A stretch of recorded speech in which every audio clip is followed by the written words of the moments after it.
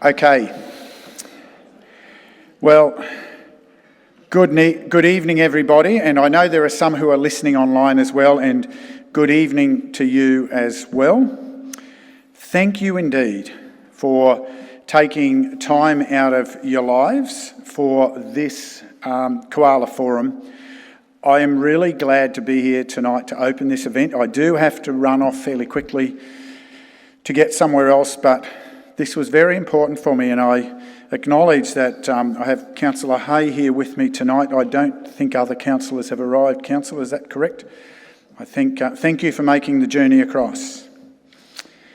Before I continue, I would just pause to acknowledge the traditional owners of the land on which we gather today, the Yugarapu people, but also of the Mununjali and Wanjerabera people who jointly are custodians of this magnificent place we call home in the Scenic Rim. So wherever you come from across the region, and I know there's a few interlopers who visited from Ipswich, we don't have visas, we still love you and welcome you to the region to share the passion. But I pay respects to their elders past, present and emerging, as well as other Aboriginal and Torres Strait Islander elders of other communities who may also live here. They are wonderful keepers of traditions, customs, cultures and stories of a very proud people. Wow, tonight's event, really exciting. It's part of the Koala Forum series. It's an initiative of social marketing at Griffith, working in partnership with local councils and of course state government. The series aims to engage and educate the community on koala conservation happening in their local community and throughout southeast Queensland, and of course how we can work together to protect this endangered species. So I want to pause there and go, so why is this important for me? Well, firstly, for me it's important because I love where I live. I love the character of this beautiful region, and I love the biodiversity that makes it so special. And the balance of that ecology is often characterised by the health of what's happening with our koala populations. I enjoy the experience of when my grandchildren were young, being able to take them to my back fence and point to the koalas in the trees around our property as they move through that corridor. I enjoy the experience of going to a school where we're trying to educate them about the work going on to track the habitats, for them to discover that there have been koalas in the trees of their school ground just in the last few nights, to see the excitement on their faces, which creates that fire for another generation to care for what is so special, that delicate balance. And there are places where that has failed and is frail. It's also important to me because we have a slightly different perspective in the koala habitat mapping across this beautiful region to what has been mapped and identified by the state. And we respect that they've mapped a certain corridor. We've kept a much larger footprint in our planning overlay mapping to keep it protected. But the work that people like you do in observing, capturing data, reporting sightings, helps us to confirm that and reinforce the importance of capturing much more of our region into that mapping program as part of an ongoing process of research and development. So you may not have thought you were here tonight playing a significant strategic role, but I'm asking you to play a significant strategic role to help us with this data, to expand this understanding, to improve the quality of that information, which helps us learn where we also need to reconnect corridors, which is a program of work that has been going on for some time as well, to work with landowners to reconnect corridors. There will always be a tension between growth and the preservation of environment. That's one of the challenges that we as council have to balance through a planning scheme. The better data we have, the better decisions we can inform. That's the simple reality we deal with. So throughout this evening, You'll hear from a variety of experts, and you've already met some of those, and it's great to have all those representatives here. You'll hear from some representatives from Council. You'll hear, obviously, from social marketing at Griffith. You'll hear from the Department of Environment and Science, Healthy Land and Water, Wildlife Preservation Society of Queensland. But above all, and I did leave the flyer down there, you'll hear from our local newly formed group, and I've put the flyer in my briefcase and left it behind. Where's one of those little flyers? Come on, I've got to give it a plug. Scenic Koala Action Group, which is actually a multi-hat organisation. Come on, stand up so everyone knows who to sign up with. There you go. So, and Keith, well, I knew you'd be in it. Sorry, I've gone totally off script, but it's really important that, yes, we have a range of organisations that are playing a role on a bigger scale. We need an action. We need to be continuing to take action in our backyard. And your participation is a really valued and important part of that. I want my grandchildren to be able to bring their children to see the same experience that I enjoy. So, as you work through the night, listen, think, plan, be passionate. If you have any questions, this is the place to ask them. And of course, they'll manage questions in the right way through the forum and perhaps towards the end of it. I think there's a panel Q&A at the end, so make notes as you go. I am proud that as a council we do commit resources to focusing on this, and that we will continue to focus on doing sensible things to keep preserving, restoring and learning together, and to encourage our community to do those things as well. Once again, I apologise, I will have to dash off, but I thank you all for being here once again. I do thank the organisers. It is great to have these collaborations. I wish you all the best for a very successful evening. Thank you.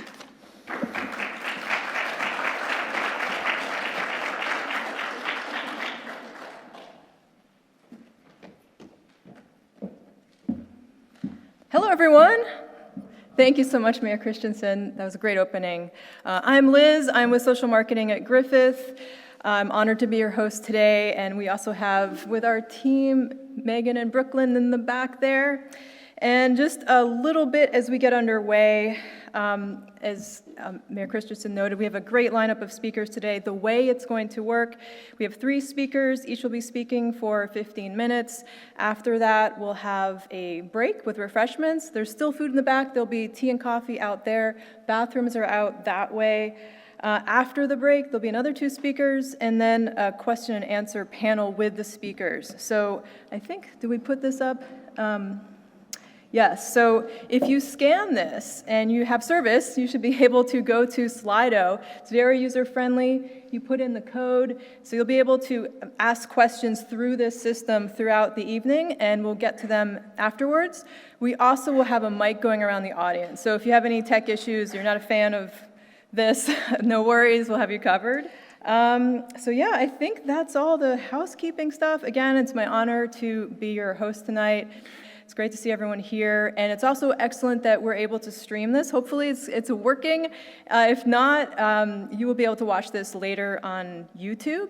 And anyone who registered, you'll get a link. We'll be sharing that link to YouTube as well as all the slides. So all this will be shared later on, no worries. Okay, did I miss anything, gang? All good? Okay, so let's get underway. I'm honored and pleased to present our first speaker, Laura Salima. She's the Biodiversity Officer with Environmental Planning with Scenic Rim Regional Council. So come on up, Laura.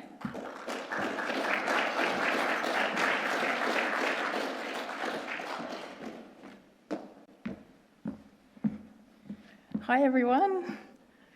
Thanks very much to Mayor Christensen for acknowledging country tonight and opening tonight's forum. It's great to have him here. And it's great to see you all too, here in Boona on your Garipal land. And hello to everybody online. As they said, I'm Lara Salima. I'm a Biodiversity Officer at Council, and I'm keen to share with you some information about koalas in the Scenic Rim. I'm going to briefly cover where koalas are, some of the threats they're facing, projects and programs that are helping them, and then we'll end with a little bit about koala research. This map shows the available koala sightings that we have from a range of sources, including sightings received by council from residents. I think you can see that koalas are found all over the region and that there are some areas with more sightings than others. Those areas with the fewer sightings generally correspond with our large habitat areas. To this map, I've added the Queensland Government's koala habitat mapping, which maps the best available habitat based on the best available information. You can have a look at a big map closer up at the display table, and for everyone online, click on the Slido event and you'll find some free resources there where you can look at this map. I think it's interesting because it illustrates that koalas are commonly found outside of the mapped koala habitat area, just as the Mayor mentioned. In the Scenic Rim and elsewhere, it is not only the best available habitat that is essential for koalas, but also roadside and paddock trees. These lovely photos, kindly shared by a local carer, she's here tonight, they show Scenic Rim koalas living in and relying on roadside trees.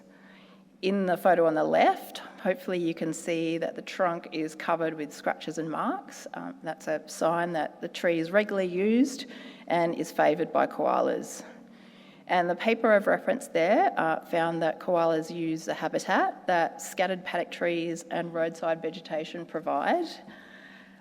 Those trees growing in those places increase the food availability for koalas and provide landscape connectivity for them. And they do that by providing habitat in the space between those leftover patches of native vegetation. I think this well describes large parts of our region, scattered trees and roadside vegetation where koalas live. It's vital that we retain this existing habitat across our region to ensure that koalas continue to survive. To that end, Council's collecting koala sightings from residents, and we strongly urge you to provide us with your sightings. We need them to keep building that information about where koalas are, where they might be crossing roads, where they're being killed on our roads, and where they're experiencing disease. Good quality, clear photos, which everyone has easy to take now, can help verify any sighting. You should provide a koala sighting whether that individual koala is alive or dead or sick or healthy. And please, if you are unlucky enough to come across a dead koala hit by a vehicle, always provide a sighting. If we don't know about where these incidents are happening, we can't do anything about it. You can also submit koala sightings through Queensland Government's brand new app, Q Wildlife. So a bit more about koala data and koala threats, this time koala hospital data for the Scenic Rim.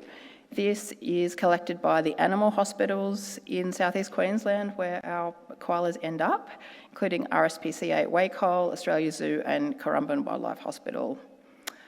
For the 6 odd years between January 2016 and August 2022, 332 koalas from the Scenic Rim ended up in hospital. And 170 of those ended up there due to disease.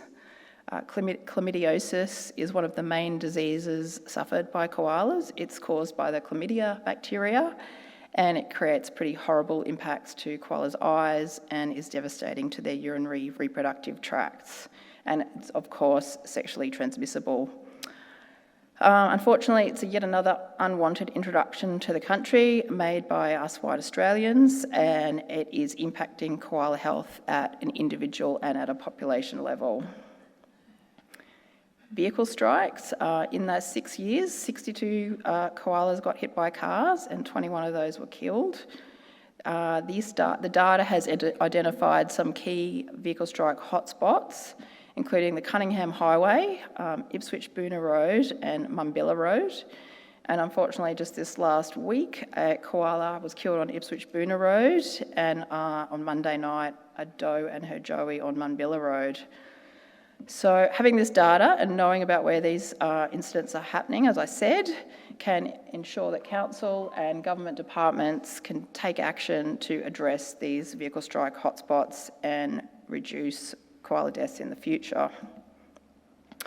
Dog attacks. Okay, dogs are another threat to koalas. 28 have been attacked by dogs in the last 6 years, and 7 of those were fatal. Dog attacks on koalas are often fatal. Only 3 of those koalas were able to be released back into the wild. There are many ways you can reduce the risk your dog poses to koalas, and Dr. Liz is going to talk a bit more about this in her presentation.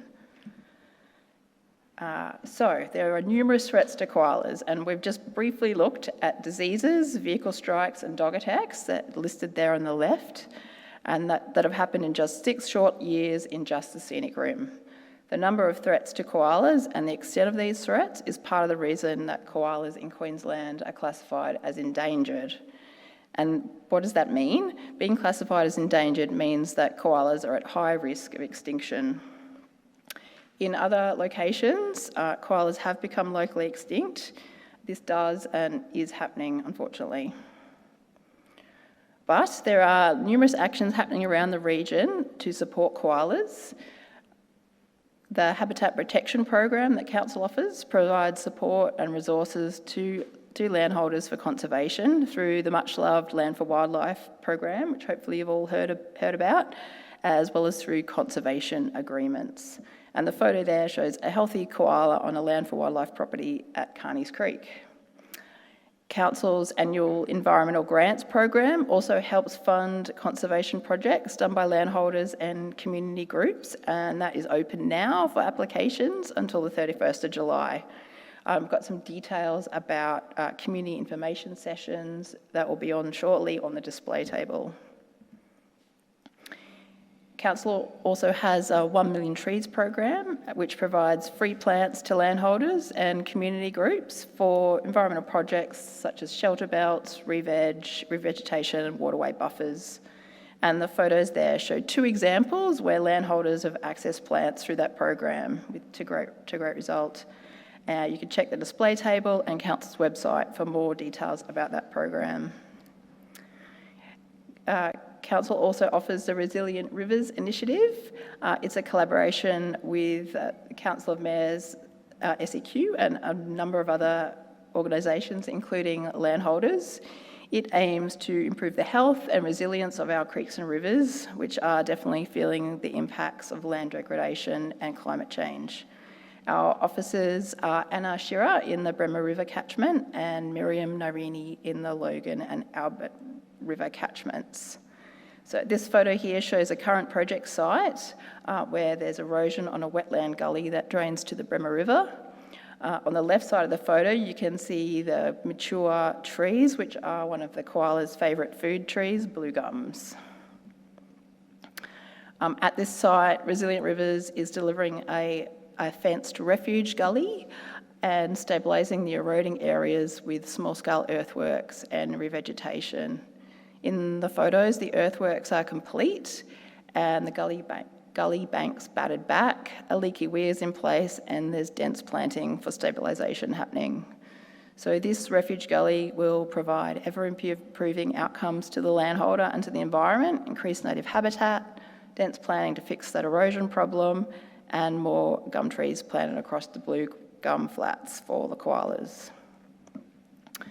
During 2021, Council received funding for koala habitat restoration from the Queensland Government. This project at Tamborine includes weed control within existing habitat and along a creek at the site, as well as revegetation to expand the koala habitat. The planting went in the ground in spring 2021, and you can see how well it's doing in this photo taken last week. This project's a successful collaboration between Council, the Queensland Trust for Nature, and our restoration contractor, The World As I Am. In 2022, happily, we won more funding through round 2 of the same program, this time for a project at Sundown Reserve on the Albert River at Tamborine. This project started in March this year and has been planned to extend existing koala habitat. There's intensive weed control happening along the Albert River, including of the killer vine weeds found there. Thanks to our environmental operations team who have been nursing the plants through these frosty, mostly dry months. Fassifern Reserve. So the Cunningham Highway at Fassifern Reserve is one of those koala vehicle strike hotspots I mentioned before.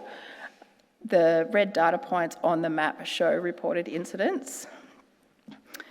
Having this data made it possible for council to take a case to the Department of Transport and Main Roads and make a case for a solution at that location. And I'm happy to say that 2 kilometres of new fencing has been approved. It will be installed and help prevent koalas from crossing the highway at that spot, instead pushing them to cross more safely through an existing culvert. They're also working to improve the movement opportunities under the McLean Bridge there. The construction will start in November to December this year. Tonight, Council and Wildlife Watcher have new glove box cards available. These cards provide details about what to do if you come across a sick or injured koala. You can pick one of those up from our display table at the back of the hall, and for everyone online, please email or call the details on the slide and we'll send one out to you. Now on to some community groups.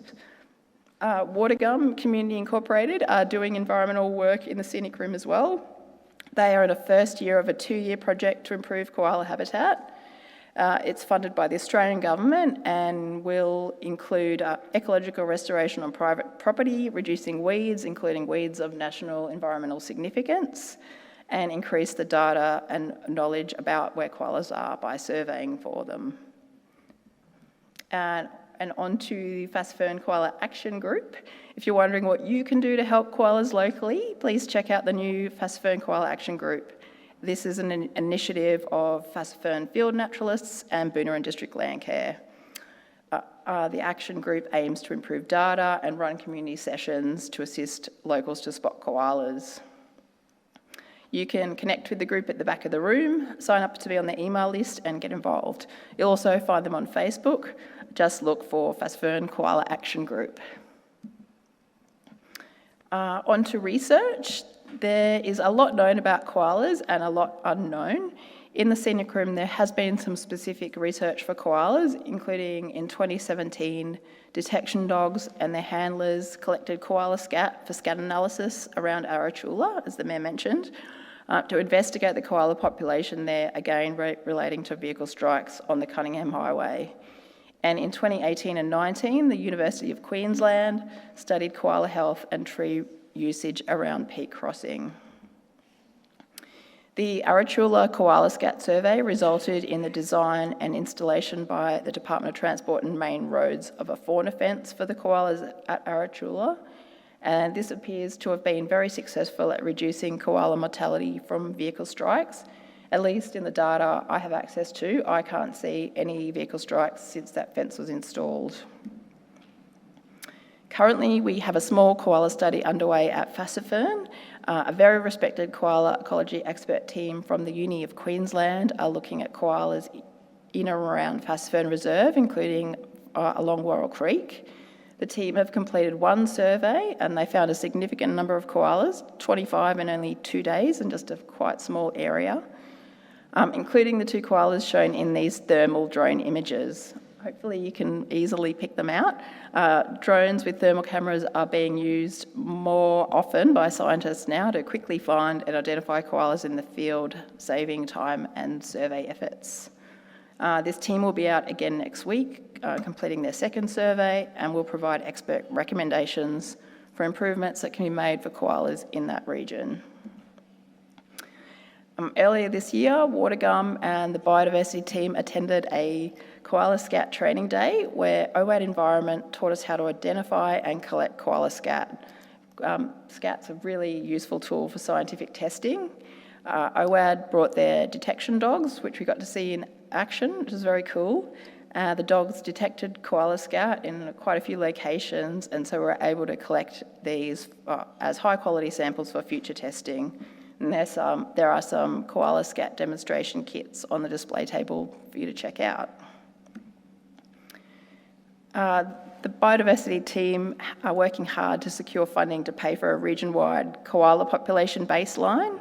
So this would involve the collection and analysis of koala scats from across the region in order to determine koala relationships by DNA profiling.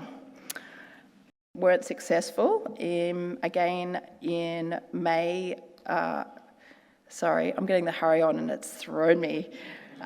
In February this year, our university partner applied again, and in May we've put in another application which we're waiting on. Fingers crossed, but if anyone's got lots of cash or is feeling philanthropic and they want to help koala conservation, please come and see me.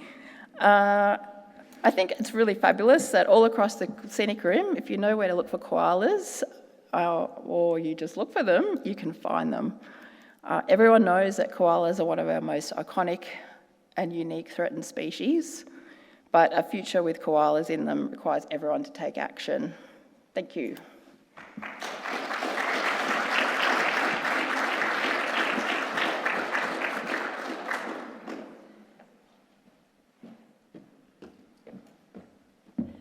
Thank you so much, Laura. That was fantastic. So excellent to hear about everything that's underway. And as a reminder, we have the Slido link. Anyone trying that out? Is it working? We're getting one of these. Okay, so try Slido and enter your questions, and we'll also have the mic out later. So no worries if we have any issues. So I am pleased to present our second speaker tonight, Dr. Rhonda Green. She's with Scenic Rim Branch of the Wildlife Preservation Society of Queensland. Thank you, Rhonda.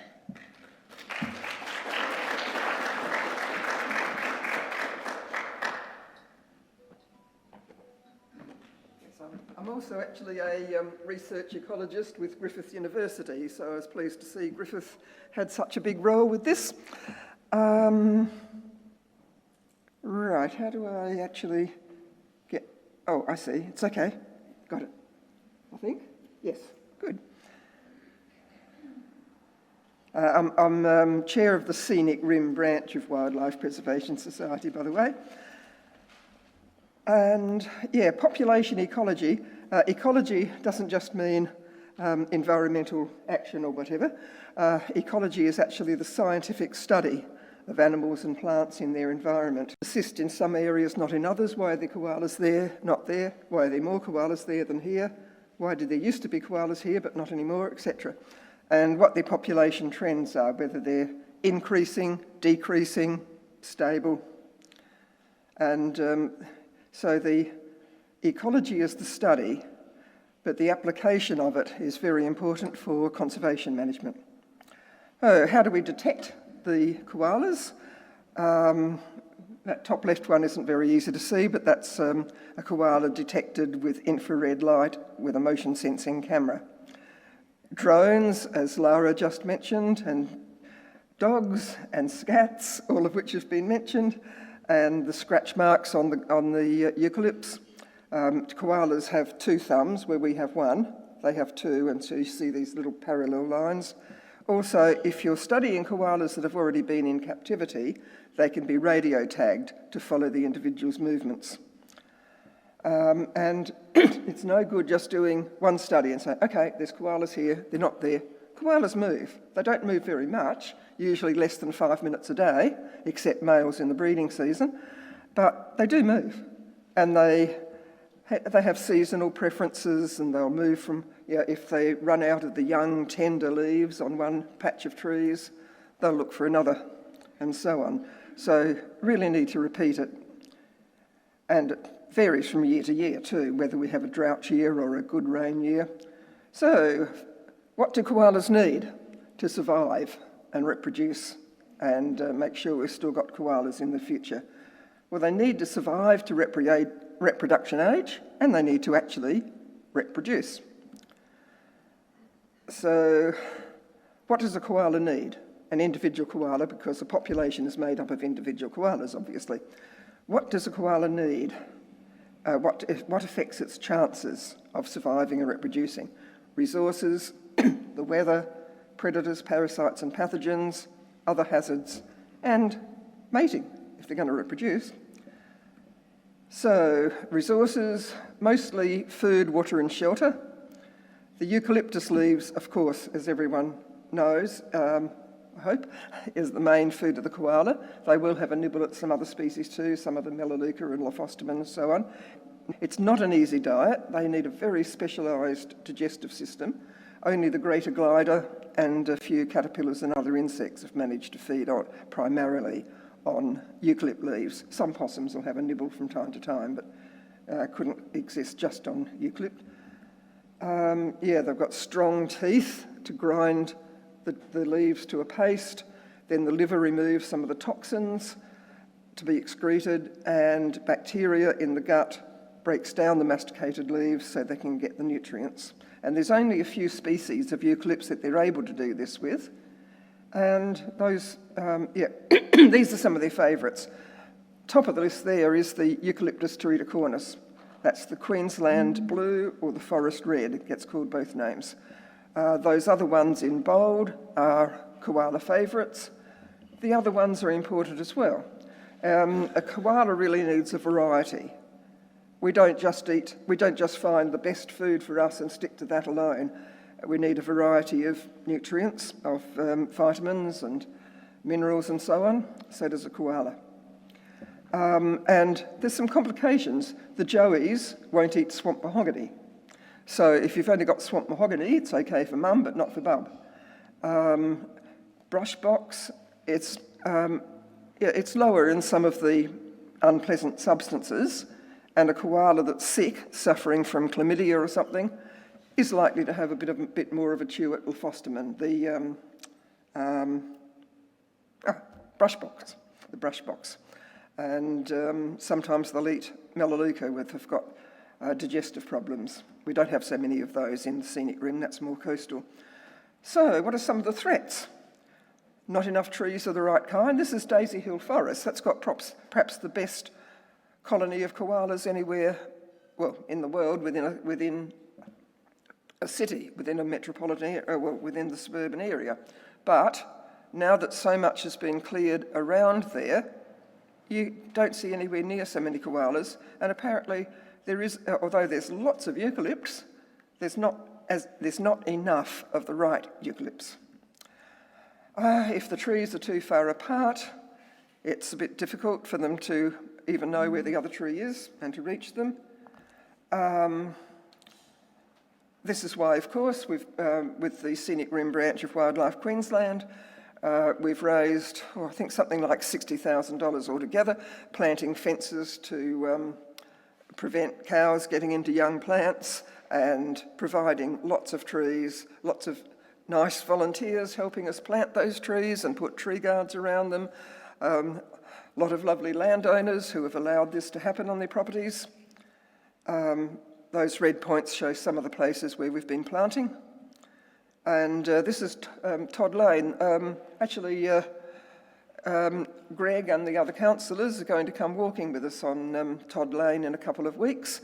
It's a road reserve with beautiful big eucalypts, and it's a road reserve. I'd like it to be a conservation reserve, or at least half of it to be, at least. See how that goes. Joe Hinchcliffe, who some of you might know, wrote a very nice article about that a couple of years ago. Okay,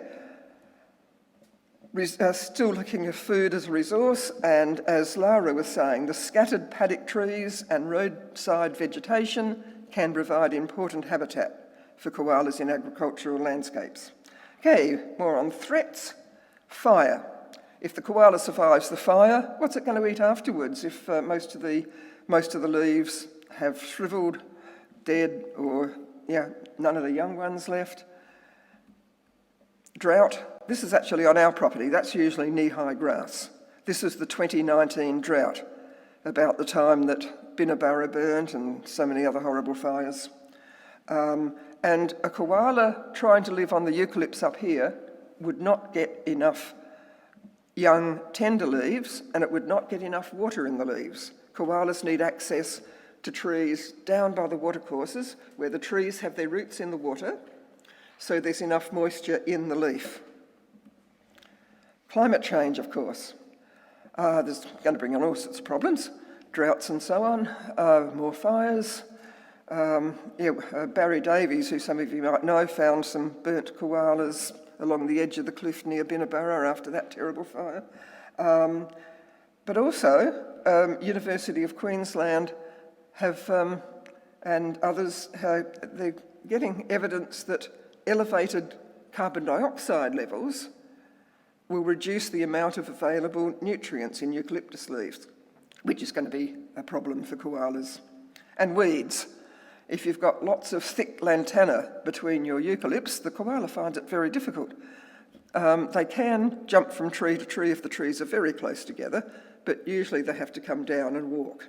And walking through lantana, I'm sure quite a few of you know, is not very easy. So another resource, of course, is water. The name koala, which David Flay gave to the koala, he said, they're not bears, people call them native bears. He came up with the name koala, which means no water or no drinking, because usually they don't need free water. They usually get enough from the leaves. This little guy was at Coombabar between Helensvale and Southport. Came right up to us on the ground. That's odd. I had a bottle of water. It was a hot day. I poured some water into my hand. Oh, yes, he was lapping up the water. Yeah, there are times when koalas do need to drink. So when everything by the river is cleared, the only trees left are up on top of the hill, that can be a problem. And critical times. You might say, okay, the drought's only going to last a couple of months, but you can't tell the koala, look, yeah, okay, you can have a drink in a couple of months. They need shelter. They don't always shelter in their food trees. People are surprised when they find a koala in a mango tree or a pine tree. They don't eat those, no they don't. But if it's a hot day, mango tree or something gives or a brush box, thinking of something native now. This one's in a she oak, but yeah, a brush box would give a lot more shade than the eucalypt, and they do nibble a little bit at those as well. Light rain, they've got a thick coat, doesn't bother, but big hailstorm or something probably not so good. But heat waves, about a quarter of the Gunnedah koala population perished in a matter of weeks during the 2009 heat waves.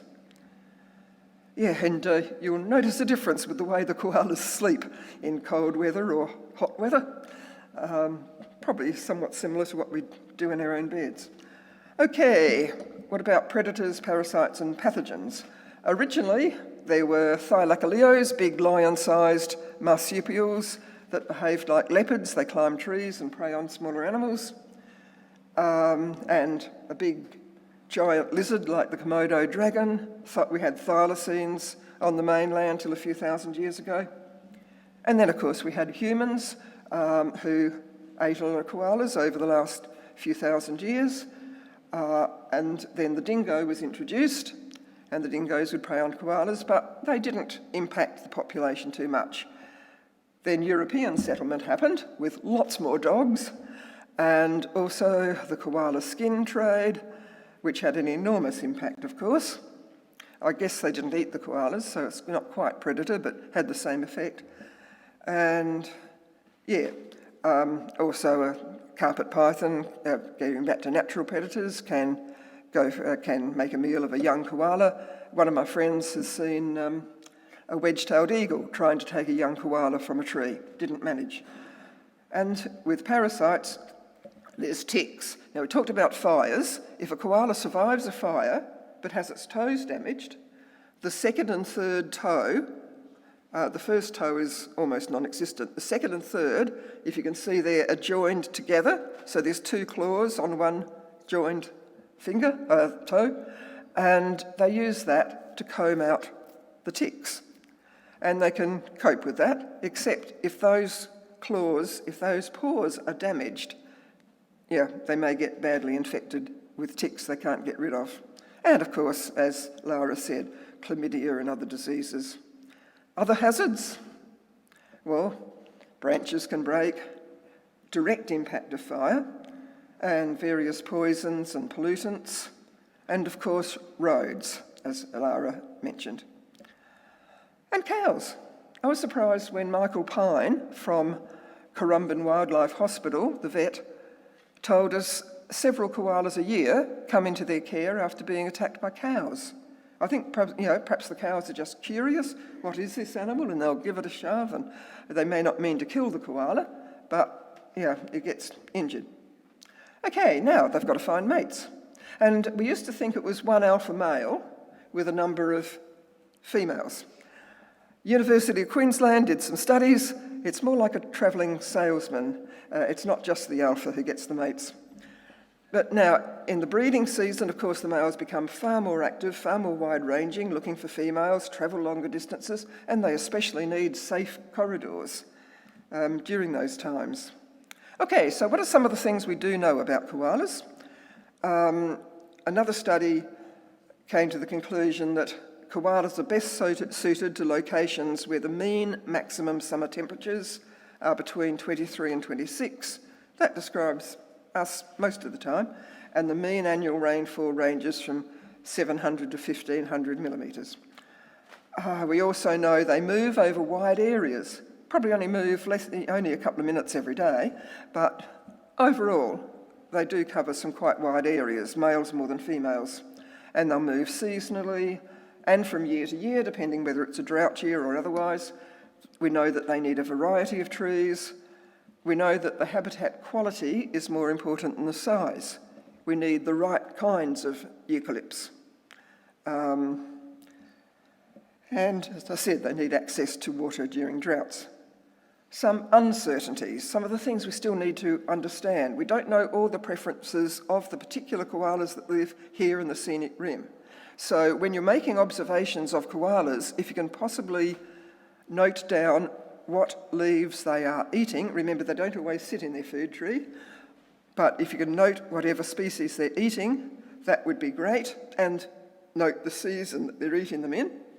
We also don't have enough details, that's why a lot of these projects are happening, of when and where and how the koalas are moving across the landscape, both within extensive tracts of bushland and in the fragmented agricultural areas with isolated trees and so on.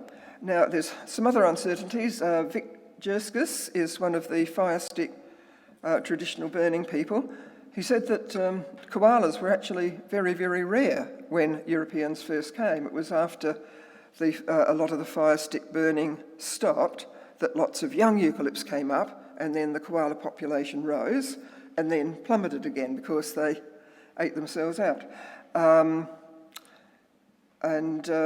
But also, the fire stick burning does keep some of the ground clear for koalas moving between the trees. So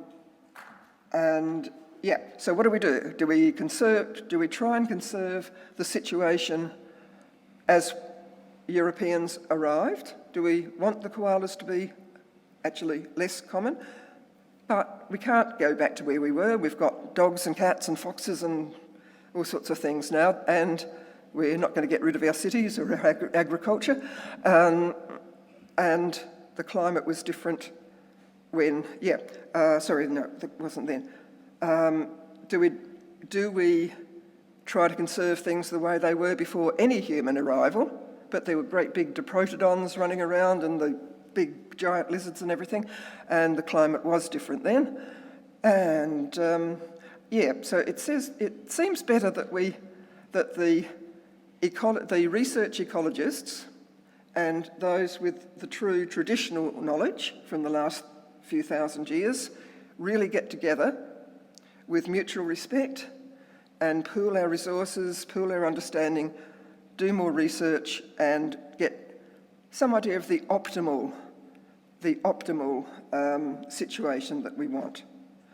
Because if koalas did go to being very rare in the places they are, that's much worse than what it was when Europeans arrived, because there's so much less habitat available to them. So, I think this is my last one. We do know some ways to help koalas preserve and grow their favourite trees, provide some of the secondary trees, which they also need at times, corridors, fencing off busy roads, as Lara mentioned. Don't let your dogs roam at night. Manage fire. We do need controlled burns, mosaic burns. We need them to be managed very carefully, not just throw in a match and let her rip, as one neighbour suggested to us when we first moved in. Call wildlife carers, Lara has already covered that, and of course keep on monitoring the koalas to constantly refine our knowledge. Okay, thank you.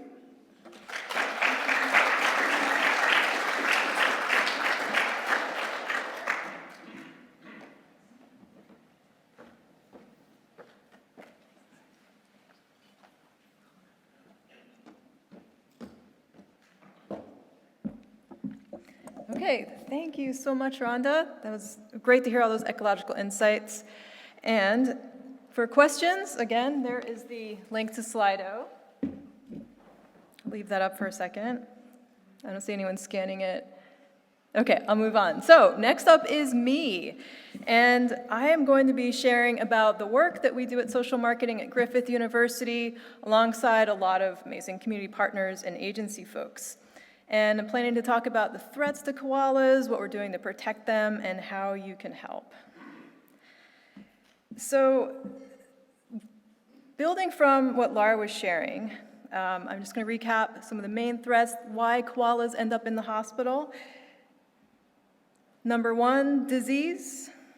Number 2, vehicle strikes.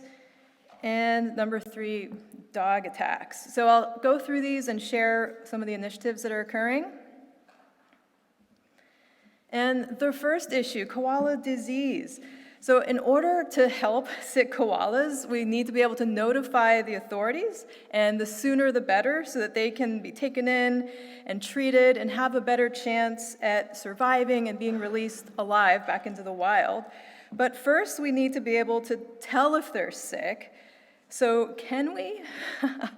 So one of the things we did is a survey over the last several years, and last year we rolled the survey out throughout Southeast Queensland. We asked a bunch of questions about koala conservation and awareness, and it turns out only about a quarter of the over 2,000 respondents could tell if koalas were sick or not.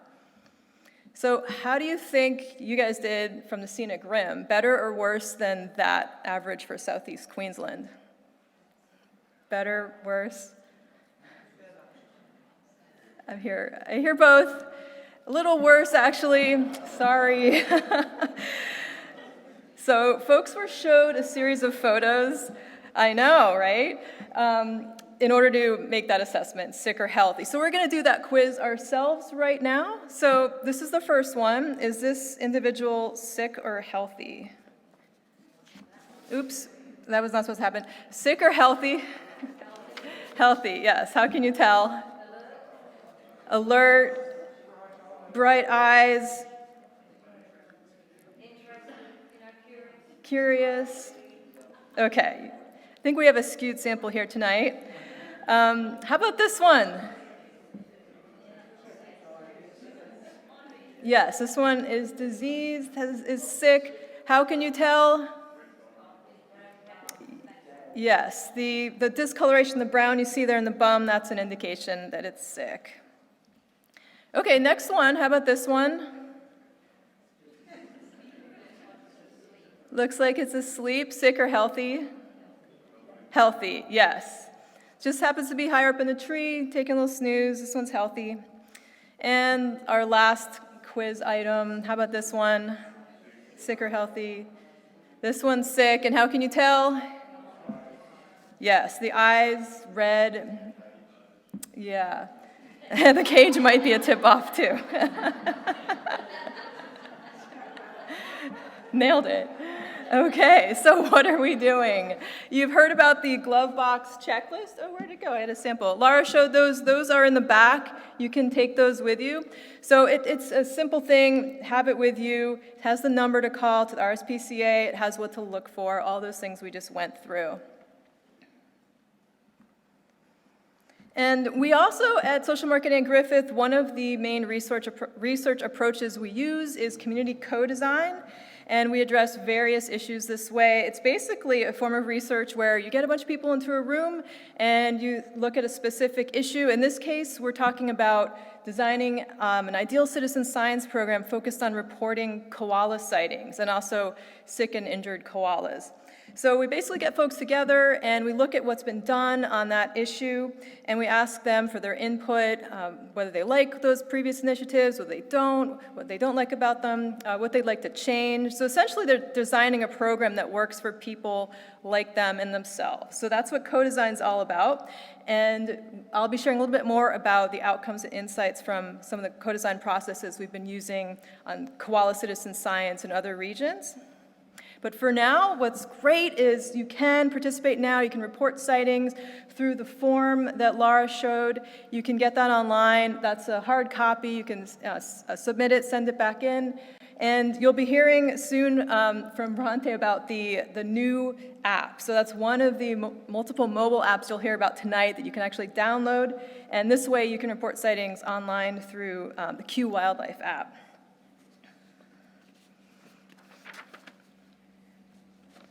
Okay, and the next issue is reducing wildlife strikes. And with the survey, we asked people how often they slow down in koala zones. And let's see, Scenic Rim residents, high, low, a lot, frequently, low. Remember, this is a self-reported data in the survey, people were reporting. So yeah, via this survey, yeah, so just keep in mind, this is what people say they do, that they slow down in the koala zones. And we have been using the same co-design process for this issue, getting people together, talking about different approaches to promote the behavior of slowing down in koala zones. So looking at specific messaging strategies, what people liked about those approaches or didn't like, how they would like to be communicated to. And as a result, you may have seen some of this messaging. People wanted a fun, humorous campaign. They didn't want to be preached at and told what not to do. That's quite common. So you may have seen this. It evokes the Bachelor, Bachelorette show theme. So looking for love. And you'll see on some of our social media channels as well, we focus on the messaging and some of the key things you need to know when they're out and about. So we roll out the campaign during the breeding season, and things like, do we know when they're most active? When are they most active? Time of year, or time of day when you're driving.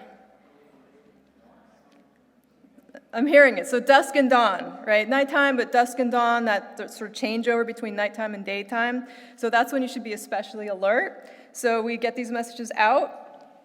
And another aspect of what we've been doing, you may have seen these variable messaging signs, and these are tied to speed radars. So we can actually tell how fast you're going, and you get a message according to your speed. If you're going too fast, you get the frowny face. If you're doing okay and slow, you get the smiley face. And we found that actually promotes people to slow down, which is great. So we have a combination of self-reported data, 82%, but you can actually see with these signs, people do slow down. And with the survey, people report that they saw the signs and that the signs promoted them to slow down. So that's good news. Okay, and the last issue is dog interactions, dog attacks. And you may have heard of Leave It. This is our flagship program at Social Marketing at Griffith. It's informed by a lot of research and piloting. And this is focused on dog training. So in typical dog training, it's all about commands like stay, come, no barking, things like that. But we added the component of wildlife avoidance, so not chasing wildlife. And the campaign is designed to emphasize the benefits that having this training brings to both the people and the dogs involved. So it turns out if you can control your dog in public and private spaces, you're a lot happier. And also dogs being confined at night, they're happier and they feel safer and more secure. So emphasizing those benefits is a key part of this campaign. And we go about it with a number of different channels and approaches. There's a website, there's a mobile app, there's various social media channels and accounts, an e-newsletter, you can get emails, events, and then training, which is not only in person but online. So a lot of different ways to get involved and get your dog educated. And the approach to this is train the trainer. So we worked with Steve Austin, who specializes in this, in wildlife avoidance, and he trains trainers who then train people and the dogs. So it's all about bringing it out to as many people as possible. Thousands of dogs have been trained this way, and we plan to keep doing this, so watch for more Leave It training opportunities. And there's also a mobile app. So yet another QR code. You can get the mobile app. It's free. It helps you with all those training goals. So the basic ones as well as wildlife avoidance. And then we have Dog Fest. So this resulted from our co-design sessions.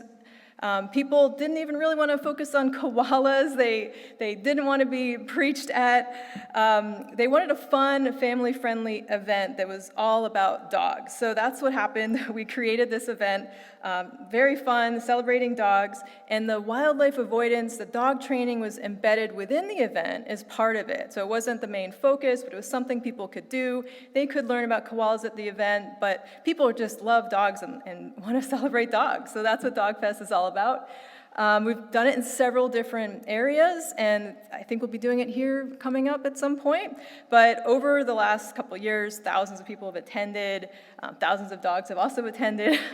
And I am a cat person. I helped out. I've never seen so many dogs in one place in my life before, and people were having such a fun time. It was really cool. So get involved with Dog Fest if you have a dog, even if you don't, and it's a lot of fun. And we have a social media channel specifically for Leave It and Dog Fest, and that's Furry Friends. So you can go follow us on Instagram or Facebook too. Okay, so I will leave you tonight with several things you can do today to help koalas. And you've heard about the Phosphorus Koala Action Group. It's great, yes, it's great that we have a new coalition coming together, and it's a great way to help out. So I only talked about the threats that have to do with hospitalizations, but as you've heard already, there's so many other threats. There's so many groups working on so many different fronts addressing these threats. So by getting involved, playing a role, making your voice heard, you can help the koalas in that way. Okay, so you might have heard about these phone numbers already, who you call if you find a sick or injured koala. We're going to do something here. Who has both of these numbers on your phone already? Okay, that's a small number, so I'm going to just leave this up, and you guys can take out your phones right now, and you can program at least one of them for the next 30 seconds. So let's see the phones come out, and I prepared for this, and I'm going to play some music while you do that. So make sure you get at least one of them in there in the next 30 seconds, maybe two. You can take a photo and do it later, but before you leave tonight, have these numbers on your phone. I'm waiting. Okay, still happening. How are we doing?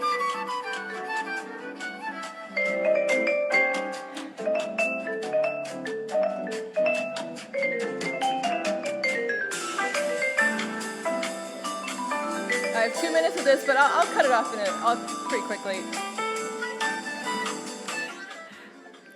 All right. What's that? Did we get the number wrong? Hopefully not. Oh, you have to put a 7 in front of it. Okay. 07. Okay, put the 07 in front of it. We'll fix that slide for next time. I still don't know how your phone numbers work in this country, so thank you. I appreciate it, and apologies. Okay, next up, another thing you can do is get involved with koala citizen science. Some of the outcomes from the co-design that I mentioned before, we found out that, people need education and training. People have trouble identifying sick koalas, or even male or female, things like that, or the types of trees. So we need training. People want education and training. People want to participate in spotting events like guided bushwalks. And another really key thing we learned is people want social opportunities. People want to connect with each other like-minded people, and get involved and make a difference. And another thing we heard too is people were saying there needs to be more collaboration and coordination of all these things happening. So there's a save the date without an actual date because we're hoping to get together. There's a few councils involved that would like to do a coordinated koala count, maybe September, don't hold me to that. We hope to do something that will just blitz koala events, education, training, opportunities, and just maybe over a weekend or a week, and have a lot of ways for people to get involved, learn how to do the citizen science, use the apps, the report sightings, learn about koalas like today. Okay, and this is easy to do. Drive slowly in the wildlife zones. And again, when are they most active? When do you need to be extra alert? Dusk and dawn, okay. And who has dogs? Train your dog. So keep them in at night too. You can get the free Leave It app I mentioned. Join up with any of our activities and events. Who has a yard? Okay, some people have yards. If you have a pool, that's one thing you can do. Cover your pool, put a rope in so a koala could climb out. Same thing with fences. They need to be able to move from place to place, so sturdy branch or a plank. We talked about confining animals, so this is something easy to do. And that checklist, I think, is over there on the table. You can grab that and take that with you as well tonight. And finally, check out our website, follow us on our social channels, Wildlife Watcher.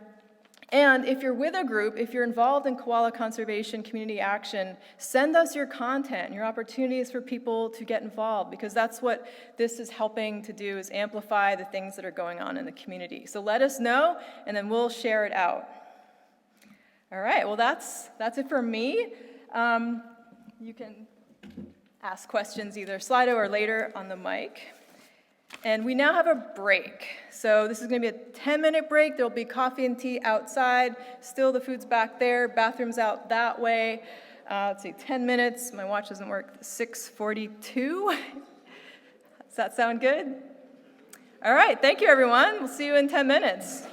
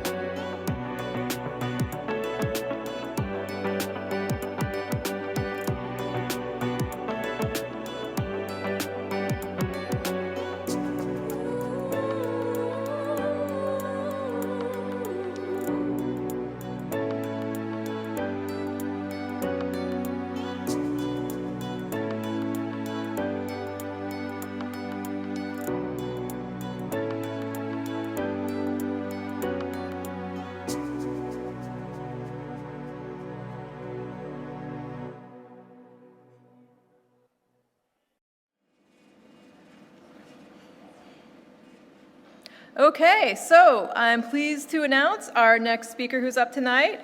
This is Tom Lally, who is the Senior Scientist with Land Restoration with Healthy Land and Water. Thank you, Tom.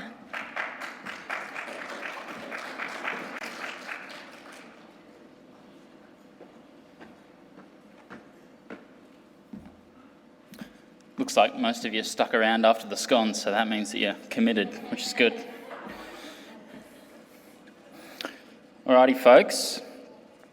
So I'm going to tell you a little bit about the koala habitat projects that Healthy Land and Water has been running for the past few years.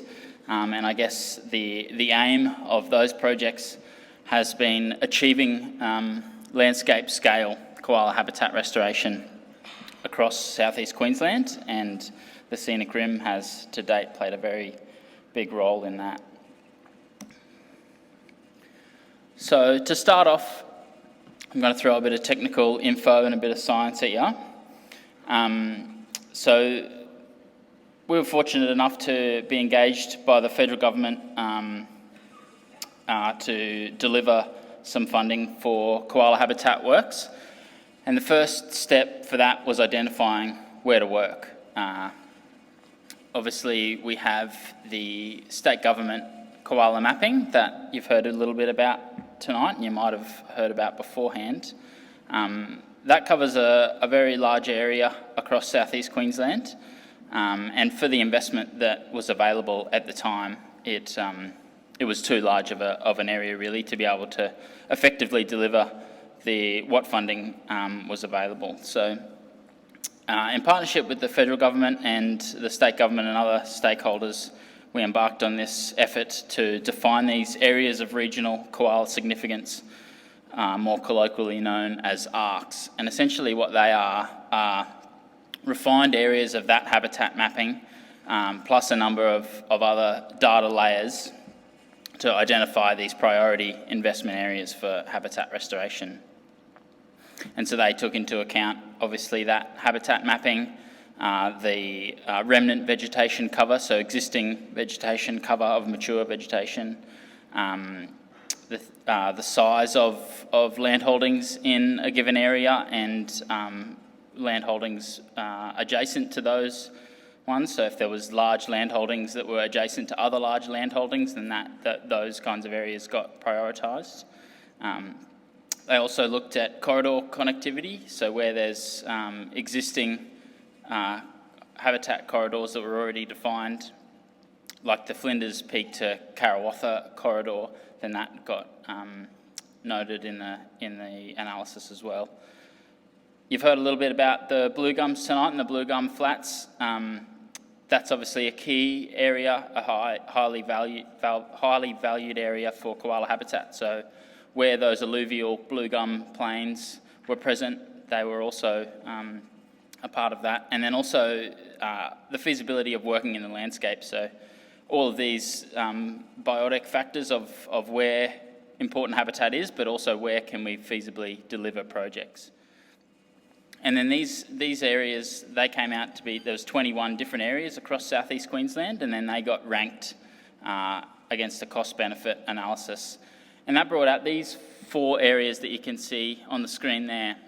So from the top of the map there, the North Pine area, Lake Manchester at the west of Brisbane, and then Grantchester out on the west, and Flinders Peak just a little bit north of here, were the 4 highest ranked, and Flinders Peak was the highest ranked one out of all of those. And so we have been for the last 3 years delivering $1 million program out of the Flinders Peak area, and then for the last 2 years an additional $2 million across those 4 areas there.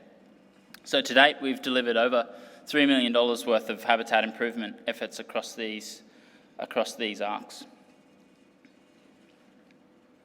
Those projects have all just come to an end in the last financial year, but fortunately we've been funded again by the federal government to continue the work through the Flinders Peak and Grantchester areas, and then as you see on the map there, through the farming and agricultural area across those alluvial floodplains in between those 2 core areas to try and improve the connectivity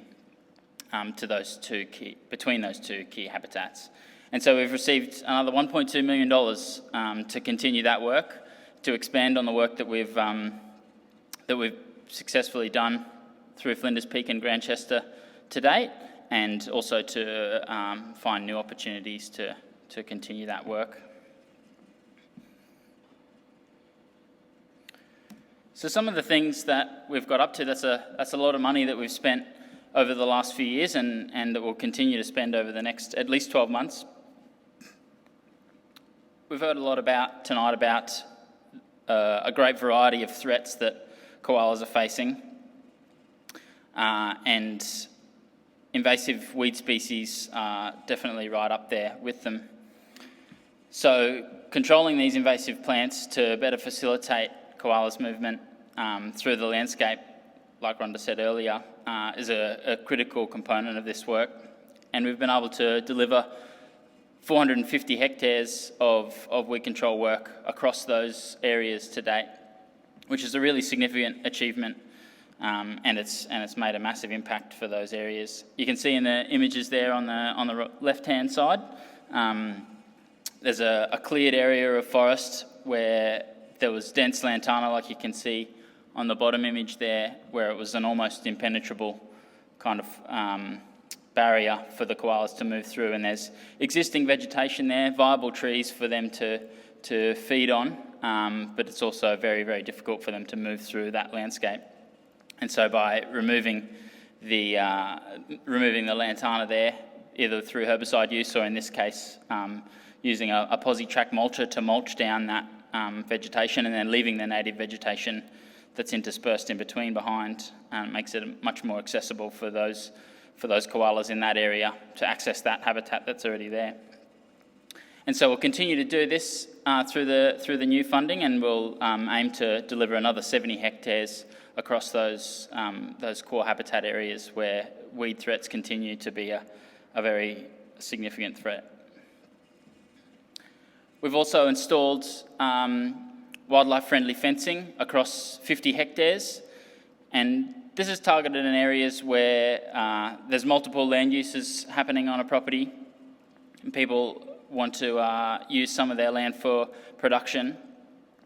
But if we can install some fencing to be able to manage grazing pressure in areas where there's existing koala habitat, like you can see in those images there, then that allows for the opportunity for that native revegetation to regenerate, expand potentially, and also ensure that there's the following on seedlings and germinating plants to ensure that that forest that is there will continue to survive into the future. And so this is a really important aspect of it, and certainly a really valuable thing when working in agricultural communities, that it doesn't always have to be the koalas or your production, that there's ways that you can manage your land to make sure you can get benefits for both. So we'll continue to do this as well, and we'll aim to achieve that across another 20 hectares of area. Of course, managing fires are a massive thing for so many reasons, and koalas and other threatened species as well.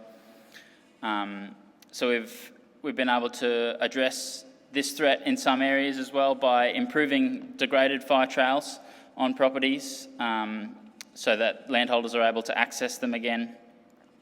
These images here are of a property that has an existing fire trail there, well, I should say an old fire trail that got washed away in a flooding event, and they haven't had the means to reinstate that trail. And so through the funding, we were able to help them build that trail and put it back together, so that now they can access a significant part of their property that they hadn't been able to access for a long time beforehand, and be able to get into that forested area there and manage that fire. And of course, planting trees. So where we've done the revegetation, we've targeted those high value areas, so those blue gum flats, whereas like Rhonda said, there's lots of nutrition and lots of food there along the floodplain areas that have been heavily disturbed since European settlement. And so targeting those areas to recreate habitat that's going to be high value, and of course reinstate critical connectivity. So you can see in that image below, there's lots of little dots in the paddock there. That's where all the trees have been planted, and then in the background there's existing habitat, and so attempting to connect up the little patches that remain across the landscape. And so we've already revegetated 13 hectares of koala habitat across the region through the programs already, and we'll set out for a much more ambitious goal of increasing that to over 70 hectares for the next stage of the project. And so working through that area in between the two priority areas of Grantchester and Flinders Peak will be really significant to improving the connectivity through that area. The critical thing really in achieving all of these things is working with the people that care for the land. And so connecting with the community is the centerpiece of all of this work. We wouldn't be able to do any of the work that we do without the people that are involved. And so we've delivered community workshops to share information about the threats to koalas and how landholders can support koala conservation on their land. So sharing information about what species to plant, how they can control weeds, that sort of thing. Connecting with the landholders where we've actually delivered the on-ground works has been amazing, and to connect with people who share that vision of having thriving local koalas is probably the best part of my job, and it really demonstrates that there's a lot of people out there that care, and that we can actually, when we work together, we can achieve something really great. And it's also been really valuable for this project for us as an organisation to connect with all levels of government. So state government and local governments have been really valuable contributors to this work that we've delivered, and obviously the funding coming from the federal government makes it all possible. And then other stakeholders like community groups and landcare groups that we've been engaging with as well to make sure that we're all working together and working collaboratively to achieve great outcomes for the area. One last thing I'd like to touch on is just a couple of pretty exciting new developments, and you've heard a little bit about thermal imagery monitoring using drones, and so we're going to look at doing more koala monitoring in the areas that we've delivered work so far, and into the future, and that could look like using drone monitoring.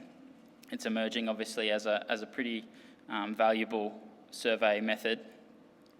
And another exciting thing that Healthy Land and Water has developed in partnership with Queensland University of Technology is this Bayesian network tool, which is you can see the graphs down in the bottom corner there, which might not look like much, but what sits behind that is a big mass of data and statistics that essentially allow us to input different threats in a given area against koalas, and then that model will predict what the impact might be of local koalas if we manage those threats. And so that tool can potentially be a very powerful tool. It's still in a development phase at the moment, and so we need to continue to add real data into it to make sure the assumptions that are within the model actually make sense on the ground. But once that is achieved, then we'll have a powerful tool that can inform stakeholders of what threats that they should be prioritising in their given area. And obviously, like we've heard many times tonight, there's a whole raft of threats that koalas are facing, and so having a tool that can provide advice to suggest what things you should be focusing on to get the best return, and that return being potential numbers of koalas in the area that you're focusing on is really quite significant. So thanks again, everybody. Appreciate the opportunity to come here and share all of what we've been doing as an organisation over the last few years and what we're embarking on for the future, and look forward to your questions a bit later on. Cheers.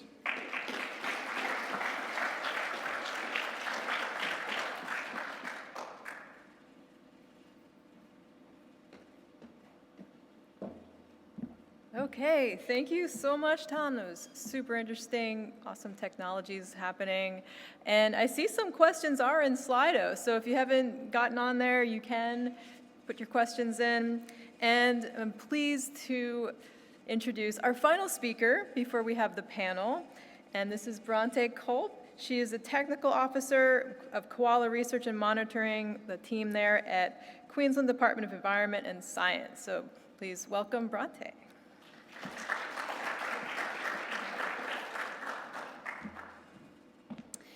Yes, well, good evening. So as Liz said, I'm Bronte and I work for the Department of Environment and Science, Koala Research and Monitoring Program. Yes, I do have the best job, and yes, I am very good at spotting koalas. So I'm just really excited tonight to be telling you a little bit about the 2020 to 2025 Koala Conservation Strategy and how the Koala Monitoring Program is assessing the success of that program. There's me. How we are monitoring the success of that program. So the program was established in 1996, which is actually older than me, and it was established in the Koala Coast region, which is around Redland Bay, in response to a high level of urbanisation in that area. And so in that time, the program's expanded across all of southeast Queensland and is covering all of southeast Queensland now. In that time, we've collected a range of data on the ecology, health, distribution and density of koalas in the region. Now, some of those results that we found that there was an 80% of decline in koala populations in the Koala Coast region, and a 54% decline within Pine Rivers, which is around Moreton Bay, North Brisbane area. And these rates of declines have unfortunately been increasing over time and have now caused the koala to be listed as endangered within Queensland, New South Wales and Australian Capital Territory. So why the decline? Well, sorry to reiterate, but we have covered this a few times tonight. There's so many threats that koalas face, but the biggest threat, I think, is development and destruction of koala habitat. We've seen 72% of core koala habitat lost since 1960 and 90% of best quality habitat lost. So that's including, that nice alluvial stuff that we've been talking about, and it leaves, some big regions, but they tend to be lower habitat quality where it doesn't sustain such as good koala populations. So this is caused by a really big increase in our populations. Brisbane Greater Region has increased more than any other Australian Capital Territory in Australia. So we've seen a 40% increase in Brisbane's population. And this isn't slowing down anytime soon. We're assuming a 2 million increase in our population by 2041. So that's an extra 30,000 homes a year that's needed to be put into southeast Queensland. So this is a really big threat. And as we talked about tonight, we have things like fires, dog attacks, climate change, vehicle strikes. So I won't go too much into that tonight. So, what's the government's response? Well, the government knew that a consistent and coordinated and collaborative approach was necessary if we were going to address these declines and ensure the conservation of koalas within southeast Queensland. And so the Koala Conservation Strategy was developed in 2020. And the vision of this strategy is to halt the decline of koala populations in southeast Queensland and secure the koala's long-term survival. The strategy outlines 6 recommendations that were brought forth by the Koala Expert Panel with the most appropriate and realistic actions to address this decline in koala populations. So tonight I just want to briefly go over some of those actions. We've already talked actually a lot about some of the actions happening in your region in Scenic Rim, but if you would like any more information on the actions, we have our annual report coming out very soon, as well as our previous annual reports, where you can see exactly what's been happening and where and how much. So I'd encourage you to read that. But as we noted earlier, habitat is the most critical part of protecting koalas, and so we have introduced the strongest koala protections that Queensland has ever seen, with over 700,000 hectares of koala habitat protected, and a further 300,000 hectares of koala priority areas where clearing can't happen in those areas. So multiple restoration projects have also are underway in order to protect the habitat that we don't have as great habitat in, and we've talked about that tonight. So there's a range of partnerships and projects that are happening which have helped to rehabilitate koala habitat and will continue to do so. So it's really important that we not only conserve the habitat we already have, but we continue to rehabilitate and connect our habitat in those areas. Furthermore, there's been a lot around threat management. So tonight, this whole forum is about engaging the community and managing threats. So Griffith has done some really great work, as Liz talked about tonight. And we've also seen Transport and Main Roads do a lot around koala exclusion fencing. So there's been some really great work in that space.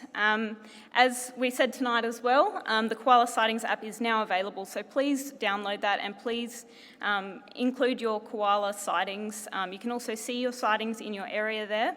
That really helps us with our mapping. It helps us to conserve areas where koalas are. And that's been such an excellent thing because no one knows your koala neighbours better than you do. And finally, none of our work can happen if we don't know whether it's effective. We need to make sure that we're doing monitoring and research to see if the actions that we do are effective.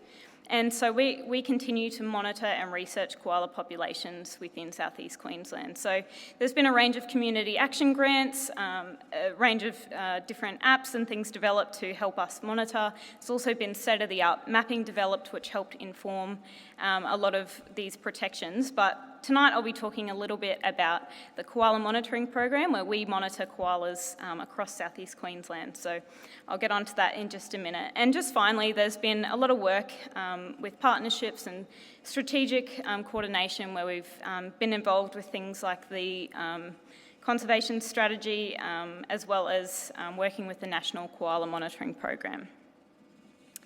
So, in response to the strategy, the Koala Monitoring Program set out to do three things. We wanted to design and develop a robust and representative methodology that could assess koala populations across Southeast Queensland, establish a baseline abundance of the koalas, and then to detect changes in numbers. And this is so essential for all of the things that we're doing to assess if we're actually meeting the targets of our strategy. So in order to do this, we engaged with UQ scientists in 2020, and they gave us a range of recommendations after they simulated a range of different survey methodologies, survey frequencies, intensities, and monitoring budgets. And they established 5 key recommendations, which are on the screen. And these were to inform the optimal survey design that we would use for our program. I'd like to say that the Koala Monitoring Program adopted all of these recommendations and we completed baseline abundance surveys using this recommended and optimal design. This involved distance line sampling to survey sites across the Southeast Queensland region. So this method uses perpendicular distance of koalas to the line to get an effective strip width or a search area. And this allows us to estimate the abundance and density of koalas in an area that we're calculating. This information at a site level is then fed into a more sophisticated model, which allows us to extrapolate our data at a regional level and estimate abundances and monitor changes over time. So koalas, if you know, can be quite difficult to spot, but distance sampling is really great because it accounts for the fact that some animals can be missed.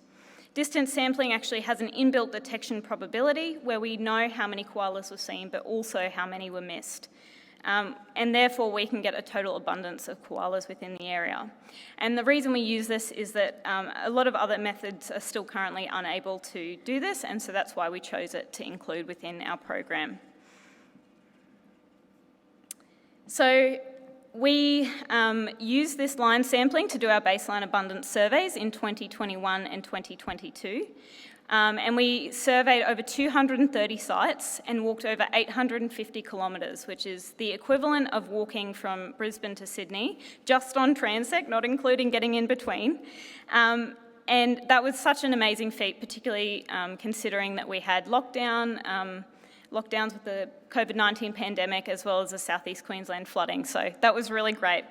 And these sites were established across a range of habitats. So we surveyed bushland habitat, urban habitat, large remote areas and national parks, but even private properties. And I know some of you here tonight, we surveyed your properties as well.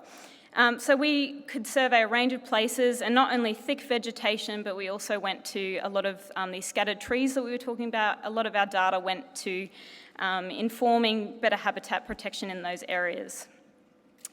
In this time, we got to collaborate with a range of groups. As I said, we've collaborated with a lot of regional councils, with landholders, with different conservation groups, councils, even parks. And that's been really great to just improve our understanding of koalas in regions, and also just, to collaborate with people and get them interested in koala conservation. The team is now well underway on our round of resurveys. So we've done our first two goals of developing a robust methodology, and then also getting baseline abundance surveys. And so now we're resurveying sites so we can actually begin to assess changes in density. So that's really excellent. And we're also preparing our data currently for analysis, and also doing some smaller scale studies to look at case studies to look at trends over time in some of our longer historical sites. And finally, most importantly, I get to work in a really, really wonderful team of great scientists. And I'm actually lucky to work in a team of all females, not by design, but we just work in a team of all females, and they're so great at what they do. We get to see some really, really beautiful places, and things not just koalas. We see plenty of other wildlife, and we report on those too. So I am really fortunate to work in our team, and I would just personally like to thank everyone who is involved, not only with the Queensland Government, but all of these other partnerships and projects, and that you're making a difference in koala conservation in our region. And it's been great to work with a lot of you on your properties as well. So finally, the question you're all asking is, how can I help? What can I do to help? Well, as we said tonight, we have the new Q Koala app, or Q Wildlife app, which you can download. And this is really great because you can click on it and you can get your koala sightings in there. There's a flyer out the back where you can scan the QR code and get to that as well. And I would encourage you, if you have a photo of the koala, that helps us to verify the data. I like to use it on my weekends. It's great because then I can see I've seen koalas in an area. So I'd encourage you to do that. As well, if you do see a sick koala, again, please call the RSPCA or Wildcare. And finally, if you have a property that you might like to be included in our database to be surveyed by the monitoring team, we can add that to our list of sites that we could potentially survey, and that helps us to actually get sightings in some of those areas where maybe it's actually not mapped as koala habitat, or maybe there's limited mapping, and that can actually help to improve where we protect koalas and how we protect koalas in Queensland. So yeah, again, thank you very much, and look forward to your questions soon.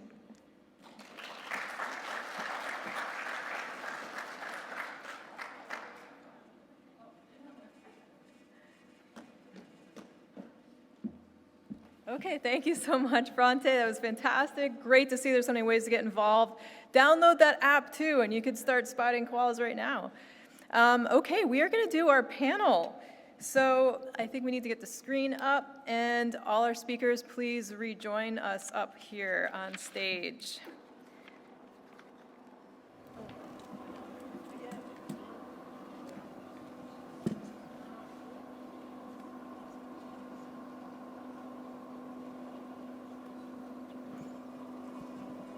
Okay, so looks like we have about 15 minutes for Q&A, and some questions have been coming in to Slido, but if anyone here in the room who would like to ask a question, we'll come to you as well.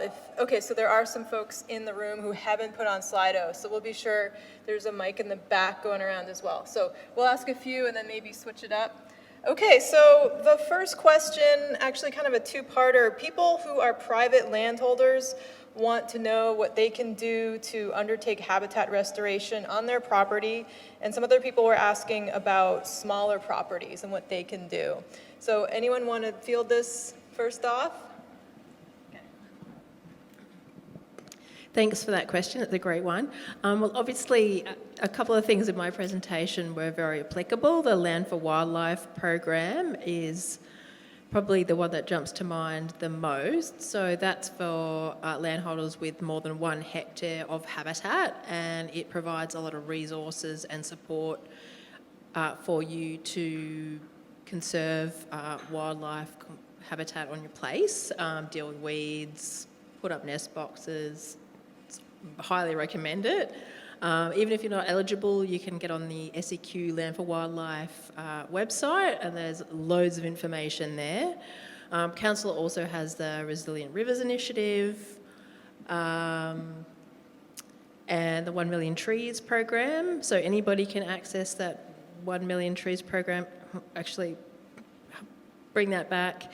It's eligible for various people where they're backing onto waterways. So if you want to plan out a waterway buffer, then you're eligible. If you're a member of Land for Wildlife or have a conservation agreement, you are certainly eligible. So there are lots of ways that landholders get support from council for wildlife conservation on their properties.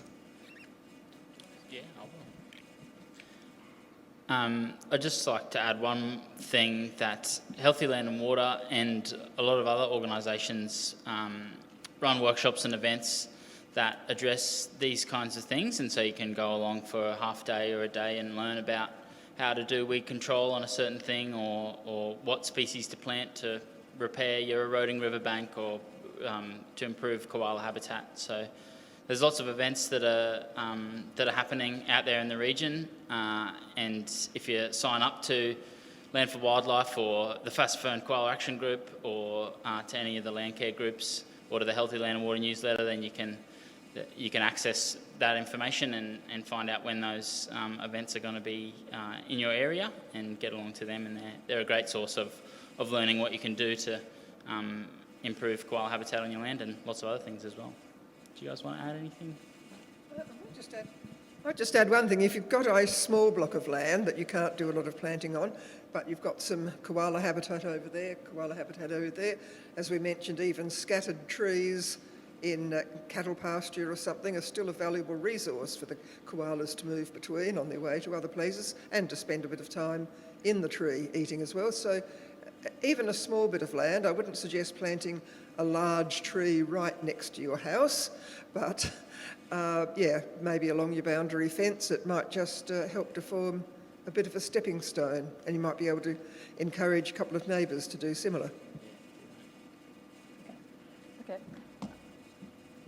Excellent. All right, the next question is, how can we support volunteer wildlife carers and rescuers better, apart from occasional grants? So this might be a state or council question, so supporting wildlife carers.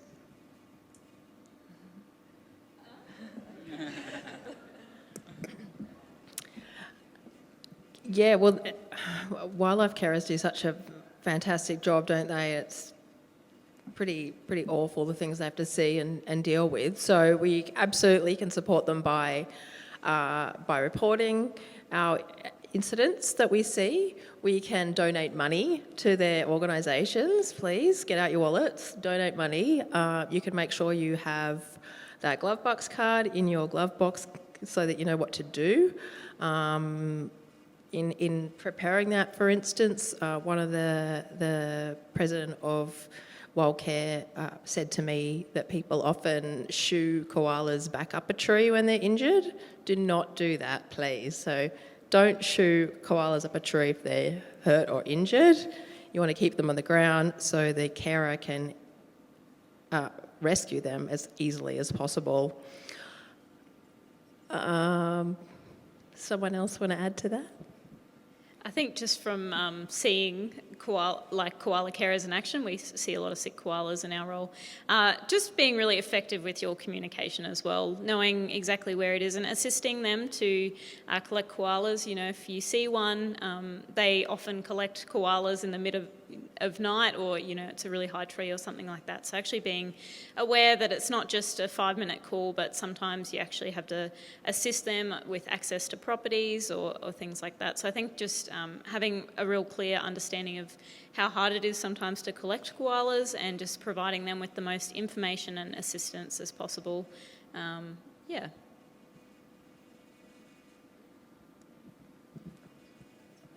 There's a question. I was just going to suggest too that if you'd like to volunteer to be on a phone call network, you may not be physically able to go out and help a koala, but sometimes when you ring 1300 Animal or Wildcare, there's a lot of calls coming in and you're waiting and waiting and waiting with an injured animal to have your call answered. I'm not quite sure how it is now, I haven't tried for a while. But yeah, if you'd like to be on a volunteer network for answering phones and passing on the information, that's another way you could possibly help. And someone did ask a similar question, if anyone is keen to form a local wildlife rescue group to help koalas in their area, potentially council funded. Has anyone heard anything about that, or anyone in the audience? I approached, apparently Richie's, there's a certain amount of money, every time you spend a certain amount of money, they donate it to a charitable organisation. And I spoke to the head office, which is down in Victoria or somewhere like that, and basically the response back was if enough people request that the funding goes to a certain organisation, then yes, they will direct the funds to that. So if we could please make some requests that the funding from their charitable donations goes to some of these koala or wildcare support. Yeah, so if more people could get on board with that, we might be able to get some funds channeled in that way. Okay. Could we pass the mic to up front?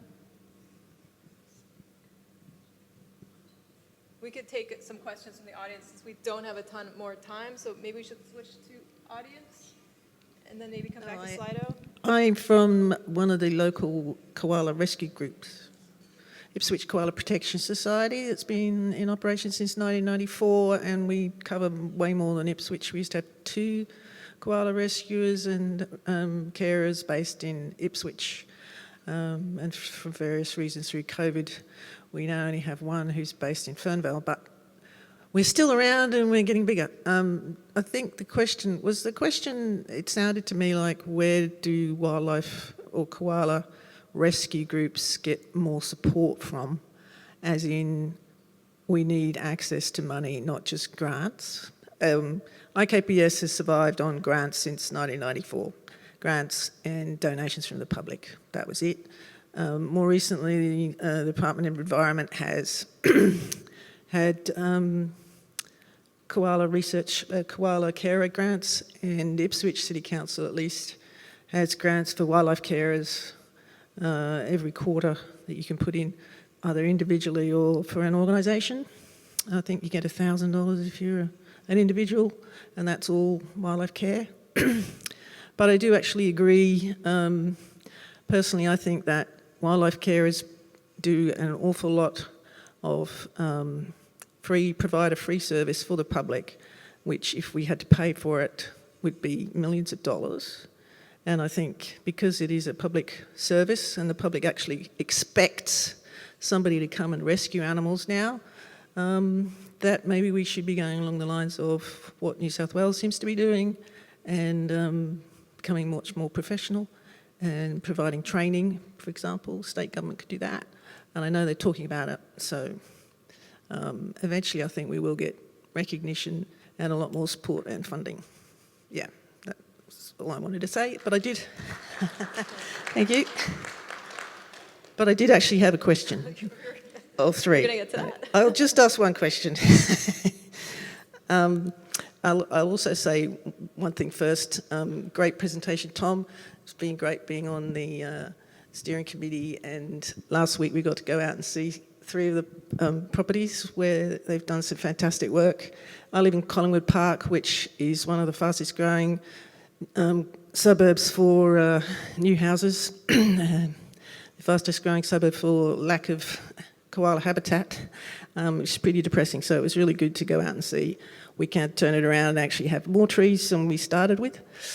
So that's really positive. My question is, everybody talks about recently injured and sick koalas.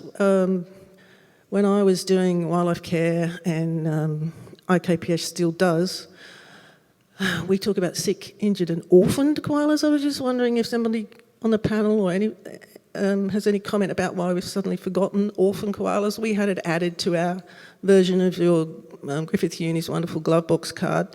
In the drought, we ended up with twice as many orphans in care as we had before.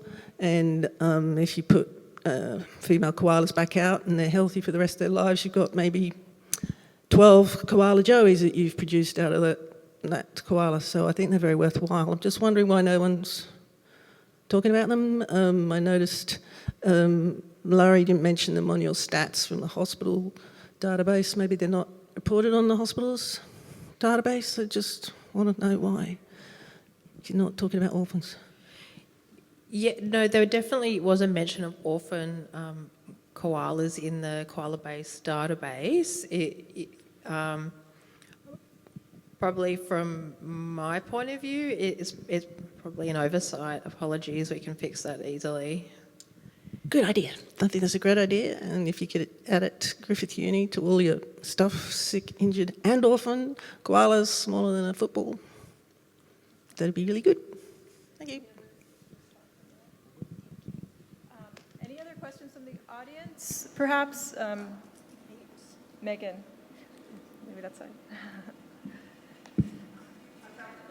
Oh, okay, no worries, go for it. Oh wait, actually, it does need to be on the mic so our online folks can, no worries. Okay, there is actually a group called Scenic Rim Wildlife Rescue, so they're in operation. They're based in Coralbin, but they cover Logan pretty much everywhere. So if anyone was interested, they're in existence already. Okay, thank you. I know we have some other folks in the audience. One more question? Is that what we're... 2 more questions. Okay, Megan, you can choose who gets to ask. I own 20 acres up Bunburra Road, and I have a regular koala on my place, but I'm not sure if it's always the same fellow. And I also know on the mountain over the road there are a number of koalas up in there. How territorial are they? Am I looking at the same fellow or female? Or do they move in search of females, or what goes on? How do they operate? Just a quick answer, I guess. One way you can tell the difference between koalas is you can actually look at their rump patterns and their noses. If you've got binoculars, you might be able to see they actually have very distinct nasal patterns and rump patterns. That's a little bit technical, but if you want to try and do that, you're welcome to do that, and that might be a way you can distinguish between different individuals. But in terms of them being territorial, koalas can move a very vast distance, and as we talked about tonight, they do tend to move a lot more during mating season. So I believe that the males have quite a large home range, whereas the females have a fairly small home range compared to the males. And they do cross over. So males, females, they'll all cross over. And as Liz talked about, they do have a bit of a more bachelor kind of moving salesman approach. So they do move across different regions. So yes, it could be the same koala, could be a different one. And yeah, I guess just depends on how much area they have to impact whether they're territorial or not, I guess, and what resources are available. Can I be specific and say, have you recorded or had recorded sightings of koalas in the area in which I live, as in Bunburra. Where was the area, sorry? Bunburra, which is probably only 5 minutes out of town along Oakey Creek. Oh, yes, we have. Hello. Hi. Yes, there's definitely a lot of sightings in that area, north from Fassifern all the way to the Ipswich City Council shared boundary. So absolutely, yes, there are definitely sightings in that area. Bunburra's not far from Wallace's Creek, is it? We've certainly seen koalas around there. If I've got the name of the town right. Yes. Yeah. It's a region. Yeah. Okay. Oh, and I have seen videos of male koalas really ploughing into each other, but that seems to be more over competition for a particular female than territorial boundaries. It's They a definitely pretty, have it's their a pretty home range, interesting but noise. They don't generally fight over territories, I don't think, in the same way that, say, magpies will or some other creature. Okay, well, with that, thank you for those responses.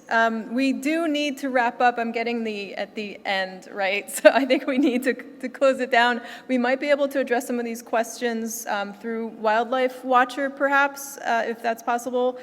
And yes, with that, I'd like to thank our amazing speakers and this panel today, Bronte, Laura, Tom, and Rhonda. We so appreciate hearing about the amazing work that's happening, all the collaboration opportunities in this area of the Scenic Rim. And it's been an honor for me to be able to learn from everyone and be your host tonight with Social Marketing at Griffith. So thank you, everyone, and have a nice evening.